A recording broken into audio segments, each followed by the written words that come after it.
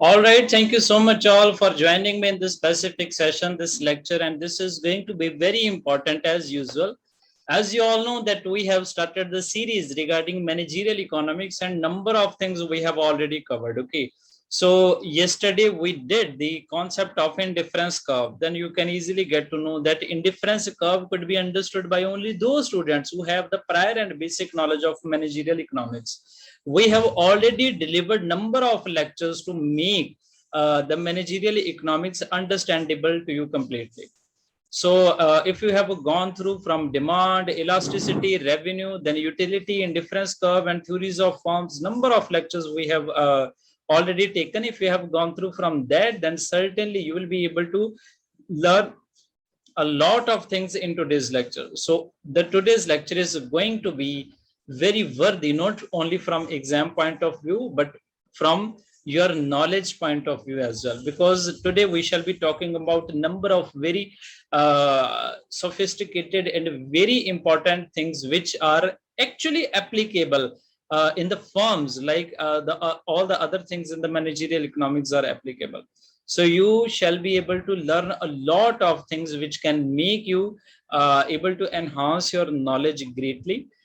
So if I share you the structure of what we are going to cover in this lecture, and this is going to be regarding production functions. So in this lecture, we shall be talking about production function. Basically, I shall teach you regarding short run and long run production functions. So we shall be talking about that. Then after that, we shall talk about it differently regarding what is the meaning of a total product, then average product, then marginal product. We have already seen in case of a revenue that there are three kinds of revenues. Okay, that was total revenue, then average revenue, and marginal revenue. In the same way, when we talk about production functions, there are three kinds of productions basically. The first is the total product, then average product, and then marginal product. So in this lecture, we shall study each and every kind of a product in detail. And after that, we shall be talking about what is the relationship between three different factors. After that, as usually, there are some laws of everything, like we have understood regarding the laws of utility functions and the law of demand as well. Okay. So in this way, in the production function as well, in this specific chapter, there are number of laws. Okay. Like law of return to scale or law of variable proportions, that kind of things we shall be studying. There are three different three different levels from which that laws goes in. Okay, and that's very interesting to understand. So we shall be talking about law of variable proportions and law of return to scale as well. Okay, so after that, in the finalization of this lecture, we shall be talking about isoquant curves as well, and this is very important as well. So I shall be talking about all these things in detail, and I hope you are going to enjoy this lecture a lot, because there is a lot of things to learn in this specific lecture. So just going to share you the screen of what we have prepared for you, and I hope you will listen it very carefully and you will enjoy this lecture. So just see that. So now I have just shared with you the screen of the chapter regarding production function, and we shall be talking about production function in detail in this lecture.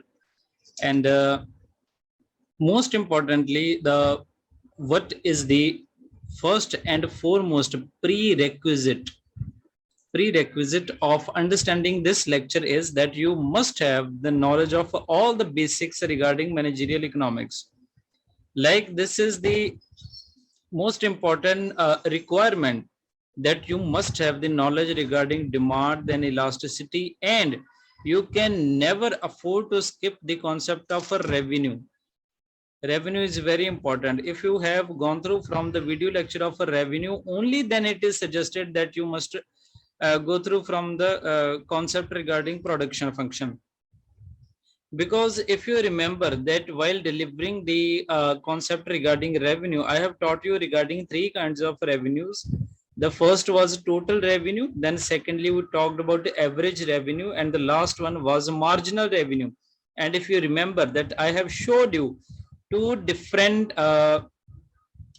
diagrams or graphs by showing of which I managed to prepare the relationship between different kind of revenues. Like total revenue was somewhat like that. After that, marginal revenue was somewhat like that, and average revenue was somewhat like that. If you remember all these things, only then it is suggested that you must see this video lecture, and that is going to be the most important one.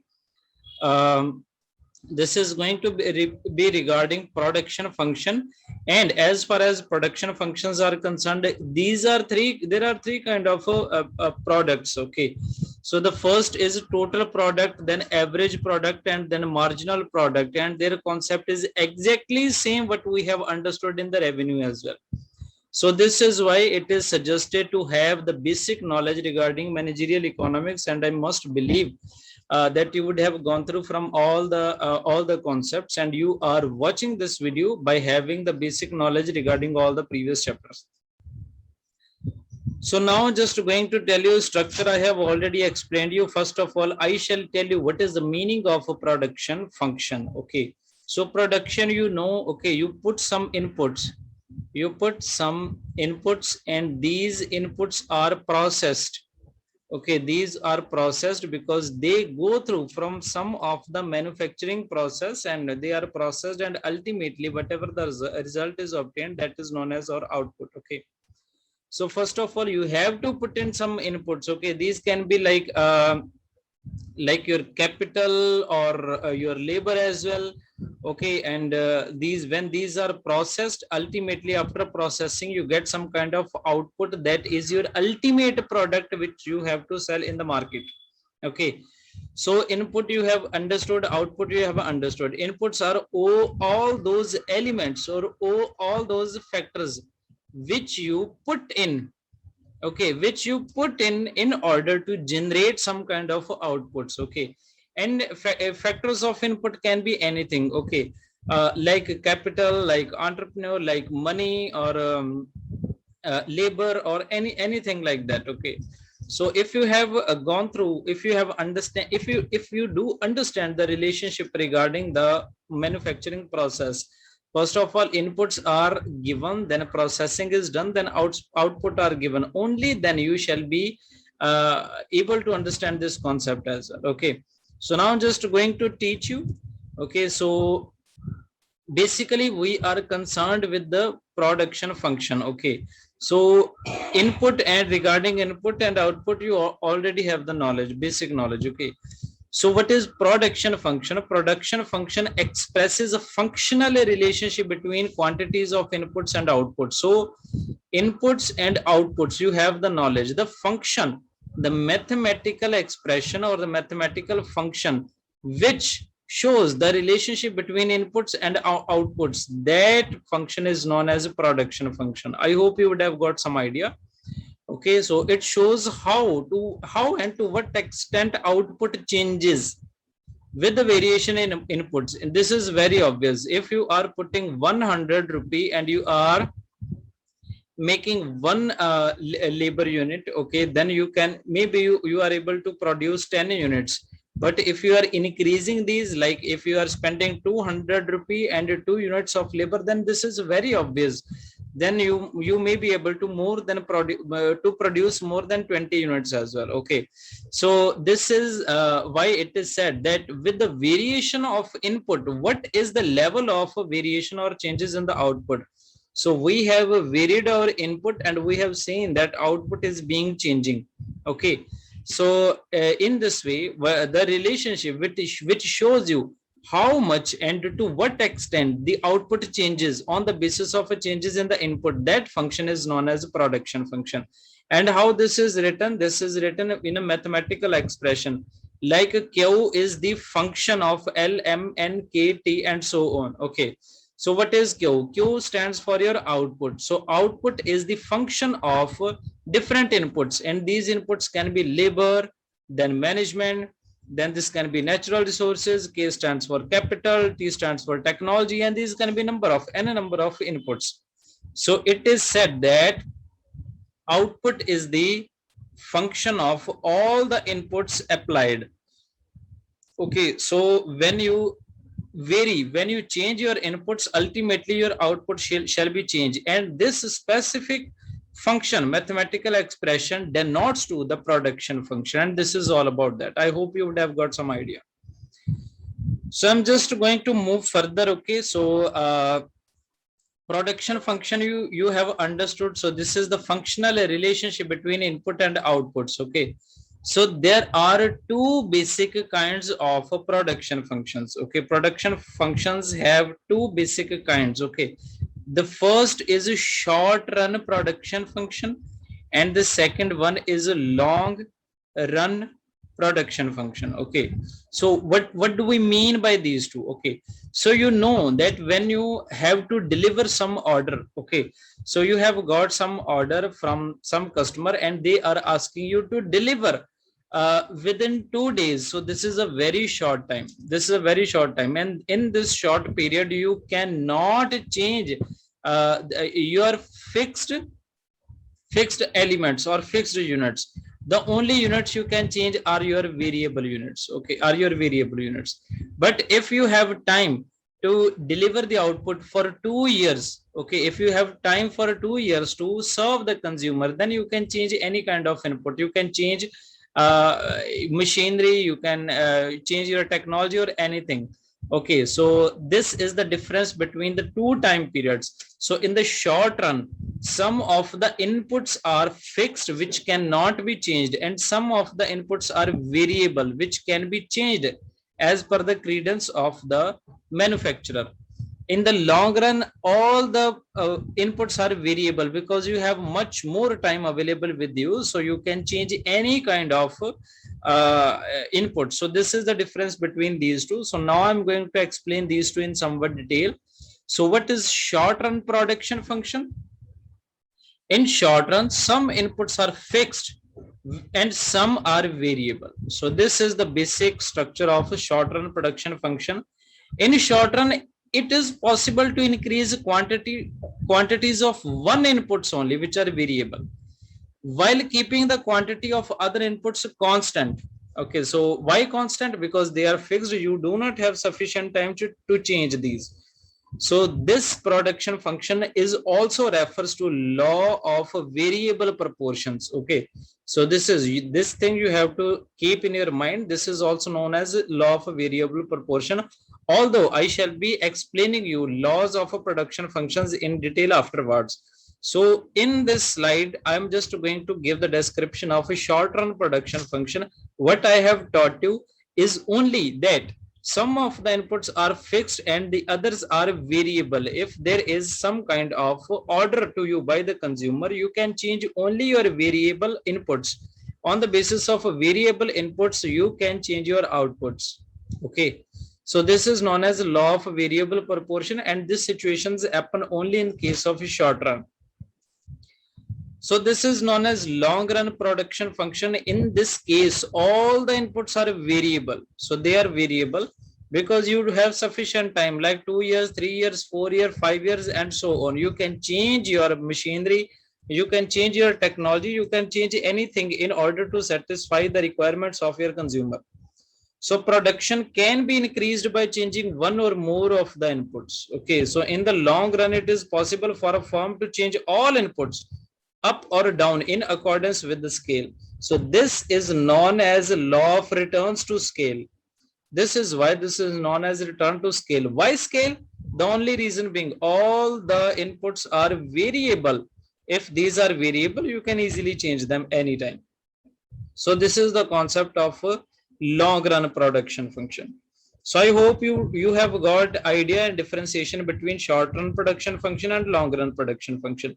Now we shall be talking about what kind of products you can achieve and what is the relationship between these two. And for understanding these two, I must tell you that you must have the knowledge of a revenue, the chapter of a revenue. In the chapter of a revenue, we have learned regarding total total revenue, then average revenue and marginal revenue. In the same way, we shall be talking about a total product and average product, after that marginal product in this specific video lecture. So now just going to tell you regarding total product, average product, and marginal product. And after that, I shall show you diagrammatically how the relationship between these three can be built upon. So what is total product? So total product is the overall product of or units of a production derived from given units of inputs. Suppose you have applied 100 rupee as your capital and 5 units as labor, and by applying that you have got 100 units output units of a production. So the total unit produced are known as your TP, and that is known as your total product. Okay, so by applying these units, whatever the total output you have received, this is known as your total product. Okay, so this is all about that. What is average product? When you divide total product by number of inputs used, then you get your average product. Okay, you can divide it by variable inputs as well, or in any case as per your credence. Okay, so when you just divide total product by number of inputs, units of inputs, so whatever you get is known as your average product. So this is average or mathematical average.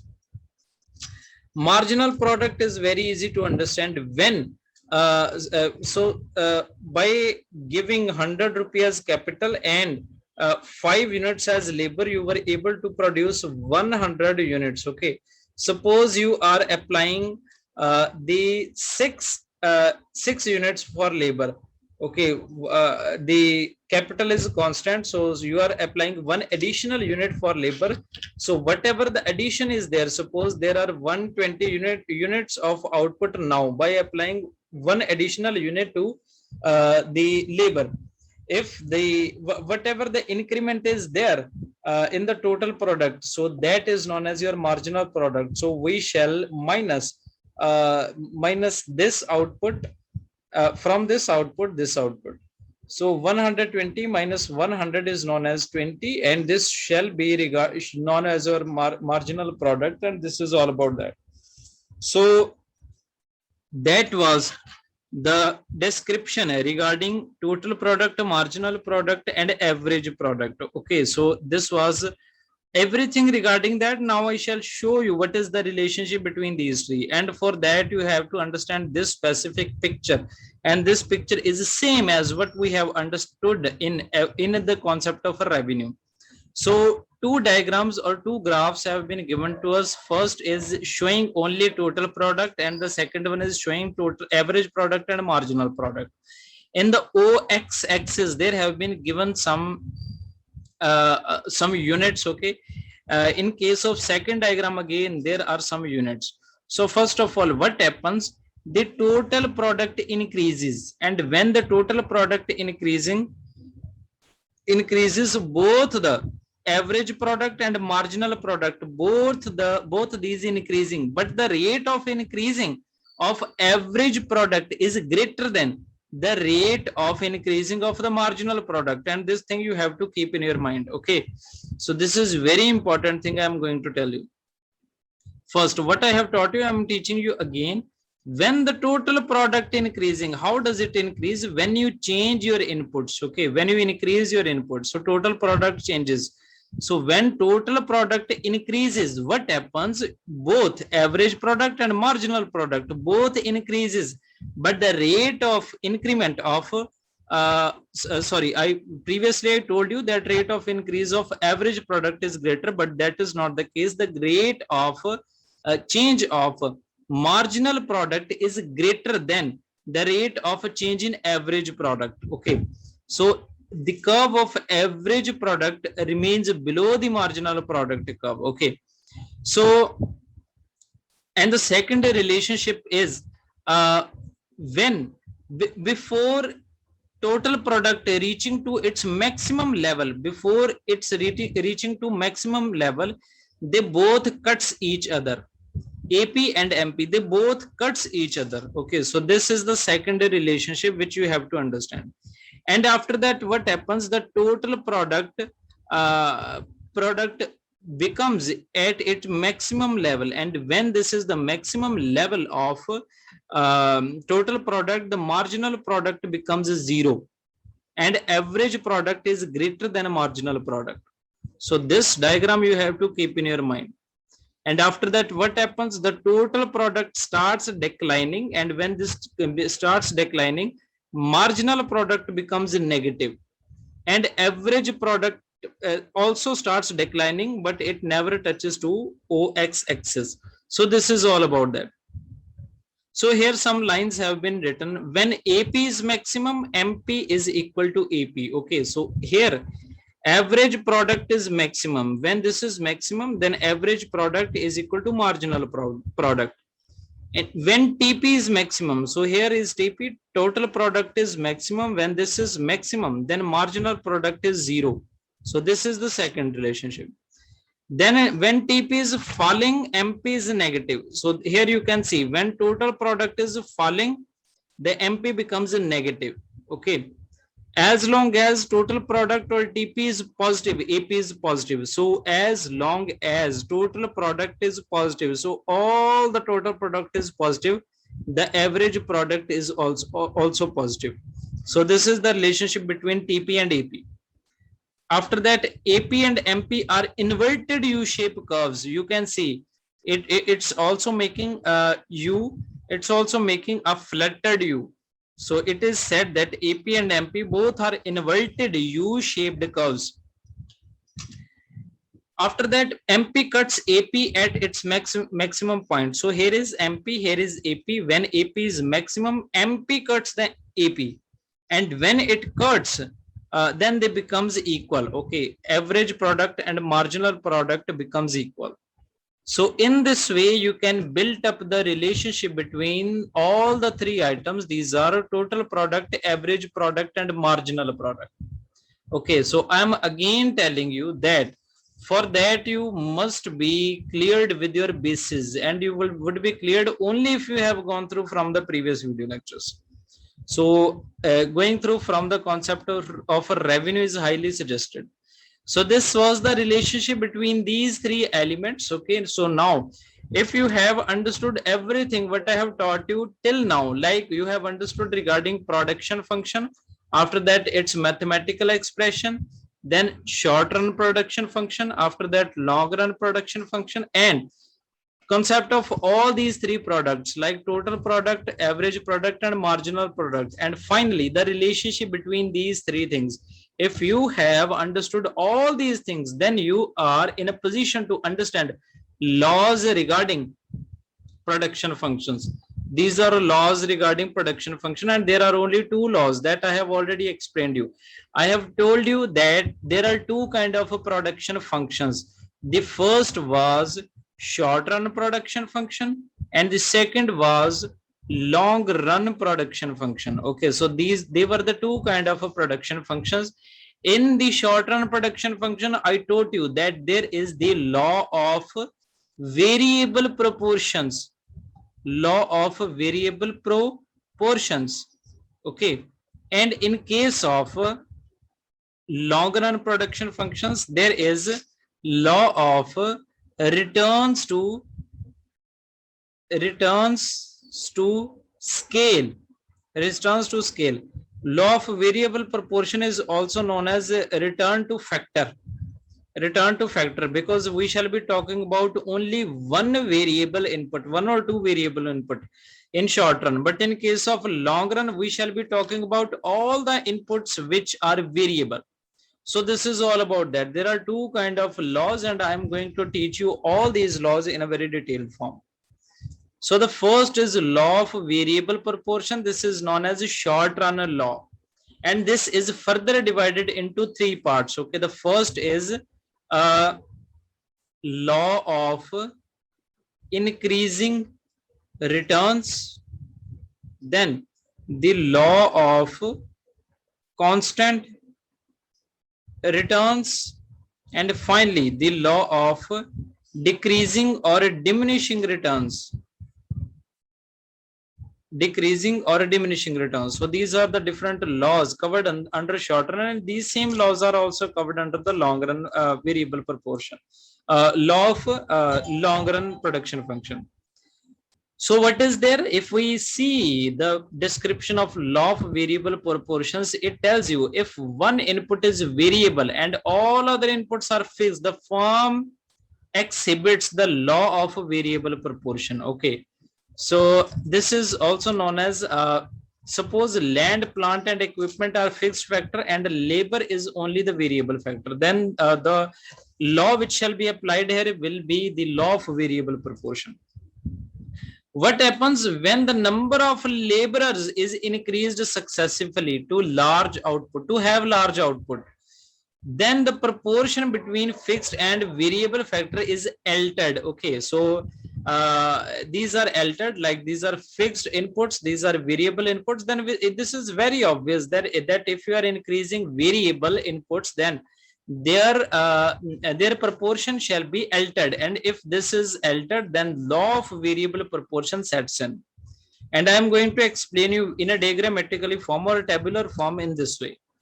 Okay, so here you can see here are number of workers. Okay, so we are going to change the unit of labors. Okay, so we are going to change the unit of labors. Okay, so you have to understand this in a very complete and in a very sophisticated manner. So what you have to do, we have assumed that, just remember this line. Okay, so remember this line. Suppose we have a land, we have a plant, and we have equipment, and we have short run. And this is very obvious. And if you are saying, you can easily understand that land, plant, equipment can never be changed in the short run. The only thing that can be changed is the labor. So in this table, we shall be changing our labor. Okay, first there is one worker, then second worker, 3, 4, 5, 6, 7, and we are increasing our workers with 1 units. Okay, so when we are increasing, what we get our total product, and this is increasing, and this is increasing, and up to level of 60 it is maximum. If we use 6 units of labor, then our total product is 60. If we use 7 units of labor, this is still 60. That means that is becoming constant. After that, it becomes declining. That becomes 56. Same is the case with the average product. Up to a certain point, it becomes maximum. After that, it becomes constant, and after that, it starts declining. Same is the case regarding marginal product. Okay, so it goes on. Then it went to the maximum point. Okay, and after that, it starts declining. Now, do you remember that I told you that marginal product goes like that, and average product marginal product goes like that, and average product goes like that. Okay, you can see here, when average product is maximum, then marginal product becomes equal to average product. So this can be easily exhibited here, and after that marginal product and average product both starts declining. Okay, so in this way you can easily explain this concept. So it exhibits you the 3 stages. This is stage 1, this is stage 2, and this is stage 3. The first stage is known as the law of increasing return, which tells you that when you are using more and more units of labor, you are increasing your total product. Then this is known as law of increasing returns. Okay, after in the second stage, it becomes constant. Okay, so this is known as law of constant returns. Your returns becomes very constant. Okay, this is 60. Okay, that has become 60. Okay, it's not making any kind of addition in the total product. And in the final stage, when the marginal product is negative, it becomes the law of decreasing return. And why this is so? The only reason being your total product starts declining, and and average product is also declining. So in this way, you can make the relationship, and you can explain the law of variable proportions. Okay, so if you want to depict its complete system, you can see like that. Okay, there are 3 stages: the first stage, second stage, third stage, and this picture is same as what we have already understood. And the OY axis of the above diagram or graph, total product has been given, and the below diagram, average and marginal product have been given. You can see that marginal product is increasing. First of all, total product is increasing and it's increasing at increasing rate. This is known as law of increasing return, and this is the first stage. What happens in this stage? Marginal product increases and average product also increases. After that, before reaching the level of total product maximum, they both cuts each other, and in this point average product becomes equal to marginal product. And after that, this is known as the law of constant return, because at that time the total product becomes constant and both the curves, average product and marginal product, they starts declining. And after that point the total product starts declining, and this is known as the law of decreasing return. And in this case the marginal product becomes a negative but the average product remains positive as usual. So that was all the case regarding the short run production law, and this is known as law of variable proportion. It has three stages or three laws including in it. The first is law of increasing return, the second one is law of constant return, and the third one is law of decreasing returns.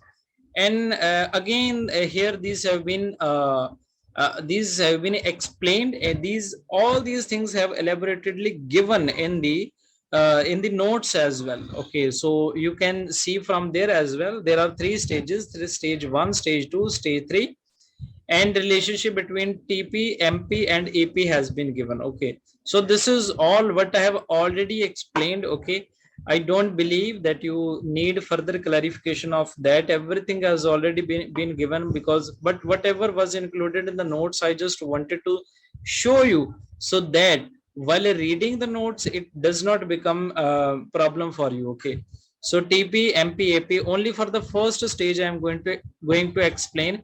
Initially only for total product I shall be explaining all the stages. Initially it increases at increasing rate. Okay, then it continues to increase at a diminishing rate and reaches to maximum point G. This is the second stage at which it becomes constant, and finally it starts declining. Okay, if we're talking about marginal product, in the last stage it becomes negative, and if we're talking about average product, it starts diminishing, but it is always greater than 0 and it does not touches to OX axis, and it is all about that. So I hope you would have got the complete idea regarding the short run production function and their laws, which is known as law of variable proportions. So now we are going to talk about law of return to scale, which is long run law. Okay, so this is very easy. I have already told you that production functions are divided into two parts. The first was short run production function and second was long run production function. Regarding short run production function, there was law of variable proportion, which we have already gone through. And in case of long run production function, there is law of returns to scale, which I am going to explain you right now. So what is this law of return to scale? Describe the relationship between output and scales of input in the long run, and all the inputs are increased in the same proportion. Okay, you can increase your labor, you can increase your capital. The only reason being you have been given long run, long time, and this is sufficiently long time so that you can increase or decrease any kind of input so that you achieve the desired level of output. So returns to scale increases. So this also has three stages. Okay, so law of returns to scale also has three stages. Okay, the first stage is increasing returns to scale. The second is constant returns to scale, and the last one is decreasing or declining returns to scale. This is all same as what we have already gone through in the short run production functions. Okay, so what is increasing returns to scale? Its definition is same as like in short run production function.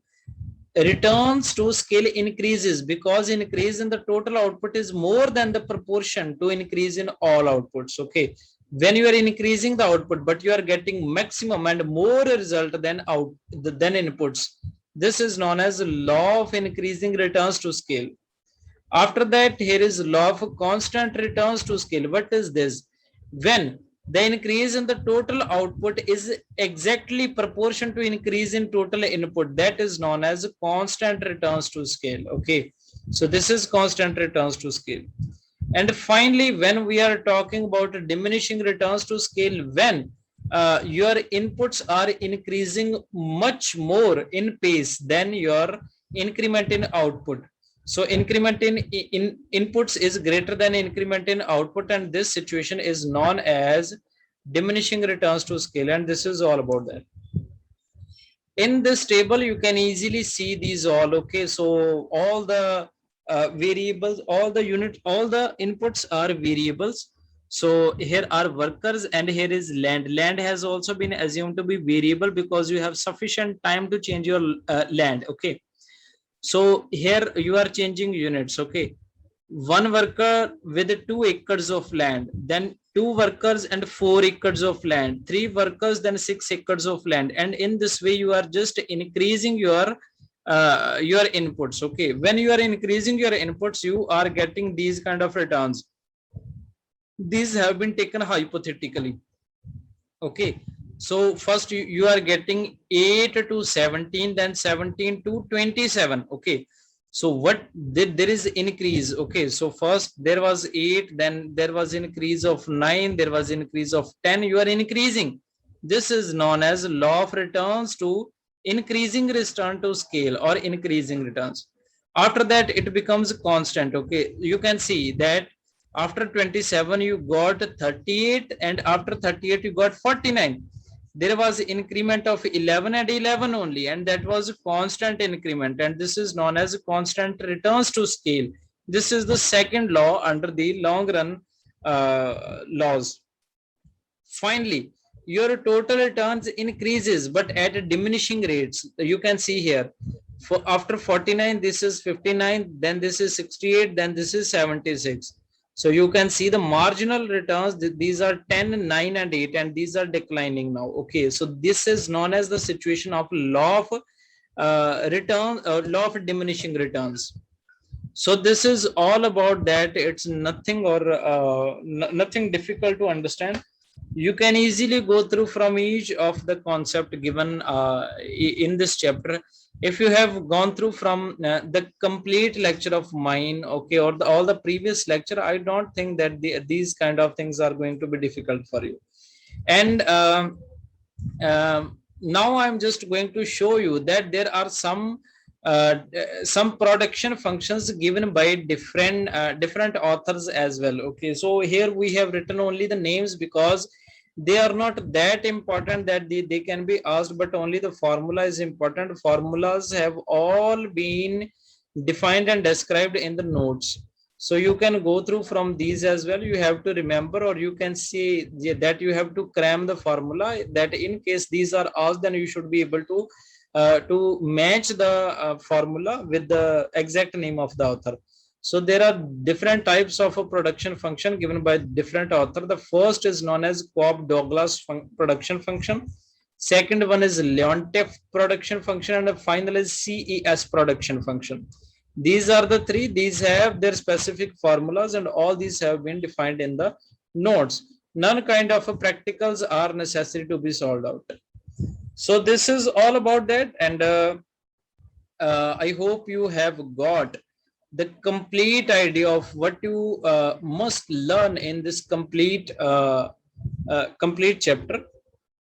So if we are talking about the further thing, and these are going to be regarding the isoquant curve and isoquant functions as well. Okay. So going further with the concept, in the concept regarding production function, the next in the series is isoquant curve. Till now, I have already taught you regarding production function, then short run production function, long run production function. After that, we have talked about total product, then average product, and then marginal product. And you have understood completely the concept regarding different laws under production function. First of all, I taught you regarding the law of variable proportion, and finally I have taught you law of return to scale. Okay, So all these things we have understood. And I told you that if you wish to understand all these things, then you must have the prior and basic knowledge of the chapter regarding revenue. Now, do you know that we have already gone through from the concept of indifference curve analysis as well? Indifference curve analysis. So for understanding the isoquant curve, you must have the knowledge regarding indifference curve analysis. And this thing we have already gone through. I have already delivered you the complete video lecture and structure regarding the indifference curve analysis. If you have gone through from that, only then you shall be you shall be able to understand the isoquant curve. Okay, and isoquant curves are the part of production function.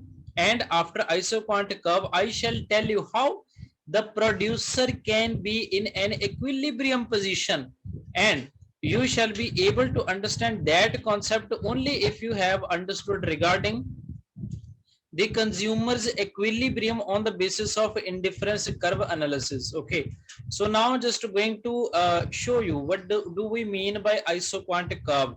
Till now I have given you information regarding inputs, then processing, then outputs. Okay, I have told you that if you change your inputs, then ultimately your outputs can be changed. Okay, if you are changing your input, output can be changed.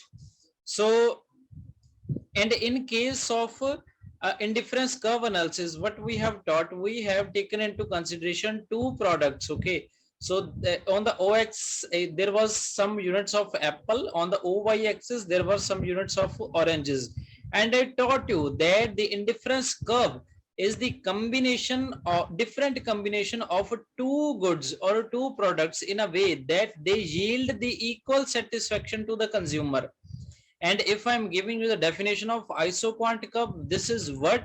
This is the combination of two inputs like labor and capital. This is the combination of two inputs which yield the equal level of output. So this is all about that. Okay. So going by the definition of that, iso product or isoquant curve is that curve which shows the different combination of two factors yielding the same level of output. Okay, so this is all about that. So like indifference curves, isoquant curves also slope downward from left to right. So these are same like indifference curves. Okay, so they start from left and they goes down to the right side. The slope of an isoquant curve expresses the marginal rate of technical substitution. You have already understood marginal rate of substitution in the chapter under indifference curve analysis. So by definition, we can say that iso product curves show the different combination of two resources with which the firm can produce equal amount of output. So here you can see its example. These are different combination A, B, C, D, and E. So here are 1 unit of labor and 15 unit of capital. After that, we are increasing the units of labor but decreasing the units of capital. By having all these combination, we are yielding the equal level of output. This is 200 units. Okay, these are 200 units. So we can say that these are the different combination of these two units of input, by having of which we can yield the equal level of output, and this is known as iso product schedule or table. So if we are making its curve, so that shall be same as what we have understood in the indifference curve analysis. So by just having this table, if we are making the graph from this table, it shall show like this. Okay, so it shall show like this, and this is known as iso product or isoquant curve. So this is all about that. It's showing the different combination of two possible inputs which yield the equal level of output for the consumer. So by just making all these coordinates, if we are making all the sum of that and we are making the line, it shall show you the curve which is exactly same as the indifferent curve analysis, and it is all about that. I must tell you, iso product curves properties are exactly same as what we have gone through as the properties of indifferent curves.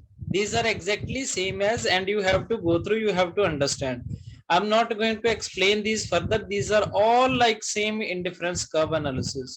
So the iso product are is having the some properties which are exactly same as indifference curve analysis properties. So now we are talking about in iso product map or equal product map. You would have gone through from the indifference curve map as well, in which I showed you many indifference curves like indifference curve 1, indifference curve 2, indifference curve 3. In the same way, you can make different iso product curve map as well, which shall show you different iso product curves. You can see this as well, this image as well, by seeing of which you can easily get to know the idea what I wish to teach you.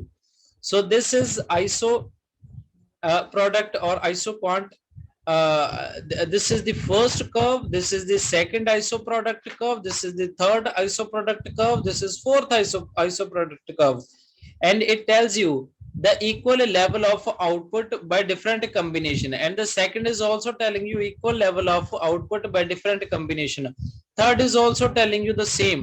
And I must tell you, which is foremost and most important property of indifference curve analysis and the property of isoproduct curve as well, that the higher level isoproduct curve show the higher level of output. This is the most important property of iso product curves. So this is all about that, which you have to understand. Okay. So till now I have taught you regarding iso product, I have taught you regarding iso product curve, and I have taught you regarding iso product map as well. So now we have to go through and we have to study regarding iso coastline. And what is that? In the concept of indifference curve analysis, I have taught you in a very detailed manner the concept of a budget line, and I told you that it shows you the different level of output which you can purchase on the basis of your given income level and the prices of the product, and we showed it like that. Okay, the iso cost line is same as budget line. It shows you the various combination of two inputs which gives the same level of a total cost. Okay, when you have the combination of two inputs in a way that they gives you the same level of cost. Okay, so this is known as iso cost line, and this is similar to budget line in indifference curve analysis. Okay, going to show you this with this table. So these are the different combination. When you are having label 10 and capital 0, you are having labor 0 and capital 10, you are having labor 4 and capital 3, you are having labor 2 and capital 4. By having all these combination, your cost remains same, cost or total expenditure remains the same, and this is 100 rupee.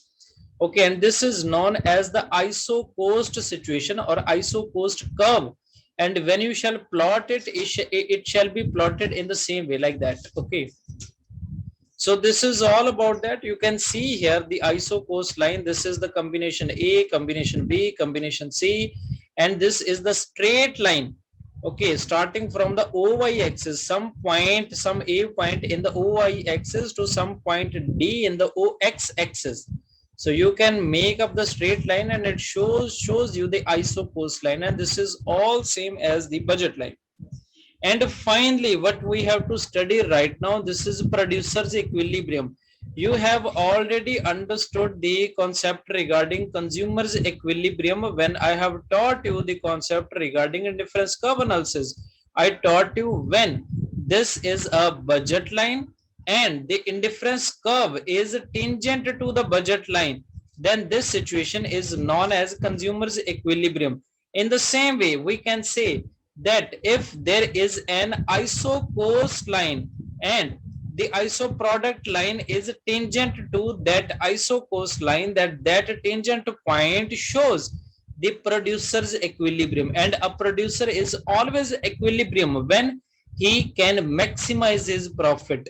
If you are a producer, then obviously your thinking should be in a way that you wish to maximize your profit. You should use your inputs in a way that it ultimately produces a level of output which maximize your profit, and it can happen only with the help of this situation. And what is this situation? This is the line, iso cost line, and this is iso product curve. And you can see that at point E, the iso cost line or the iso product curve is tangent to iso cost line at point E, and that point E refers to the equilibrium situation of the producer, and this is all about that. And by now we can complete this lecture. I hope you would have enjoyed this a lot. I have taught you a lot of things regarding production curve and their analysis. I have taught you regarding different kind of products like total product, marginal product. Then we talked about average product as well. Secondly, I taught you regarding different situations like short run and long run. I taught you regarding the different laws in the production function analysis.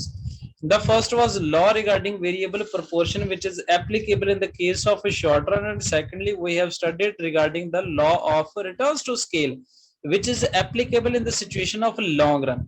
And finally, we have studied regarding the iso product curves and the iso cost line. And I have taught you regarding how the producer can be in an equilibrium position, and this is the position at which the iso cost curve, iso product curve becomes tangent to the iso cost line. So this is all about that. I hope you would have enjoyed this a lot. In case of any query, you can just ask us. I know that this lecture has got somewhat longer, but I had to teach you each and everything so that your concepts are very clear and you can easily qualify this examination. So I hope you enjoyed this. Regarding the next lecture, we shall be intimating you as soon as possible. Thank you so much for joining me. This is Gurpal Singh from Gursur Education.